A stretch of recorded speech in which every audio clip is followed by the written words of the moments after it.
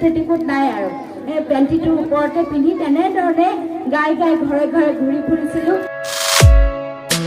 শ্বিলঙত মেঘালয় দেউতা চাকৰি অৱস্থাত, কাৰণ মোৰ সেইকাৰণে নাকটো ফেঁচা খাচিয়ানীৰ নিচিনা। আৰু দ্বিতীয়তে হ'ল মোৰ ভাইটিটো ধুবুৰীত জন্ম, দ্বিতীয় ভাইটিটো ধুবুৰীত জন্ম আৰু তৃতীয় ভাইটিটো বৰপেটাত জন্ম।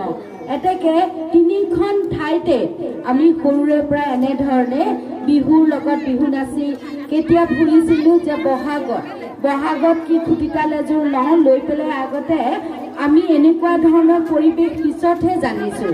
আচলতে বিহু সম্পৰ্কে জানিবলগীয়া ইমানবোৰ কথা আছে, সেইবোৰ কথা মই এনেধৰণে সভাই সমিতিয়ে গৈহে গম পাইছোঁ। সেইকাৰণে কৈছোঁ যে আমি আগতে কি এনেকুৱা ধৰণৰ হৈছিলে, আমাৰ মা আছিলে শোণিতপুৰত, গতিকে দেউতাহঁতৰ বংশও আছিলে। আৰু আপোনালোকে জানিব চন্দ্ৰকমল ভূঞাৰ পৰিয়ালৰ আছিলে আমাৰ মা। এতেকে মাহঁতৰ পৰা যি অকণ জানিছিলোঁ সেইখিনি কথা, বা তেতিয়া তেনেধৰণে মাহঁতকো ইমান মুকলিমূৰীয়াকৈ বিহু মাৰি থাকিবলৈ দিয়া নাছিলে। আৰু বৰপেটাত আমি তেতিয়া কি কৰিছিলোঁ, ডাঙৰ কেইঘৰমান মানুহৰ তাত বিহু মাৰিবলৈ যাওঁ, খুটিতাল এযোৰ লওঁ লৈ পেলাই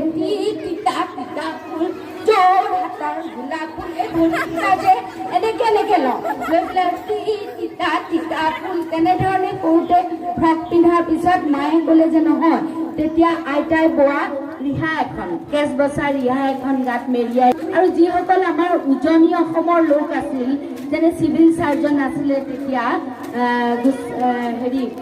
তেখেত আছিলে, আমি মানে তেওঁলোকক কওঁ জাপানী দা এনেকুৱা ধৰণৰ আছিলে।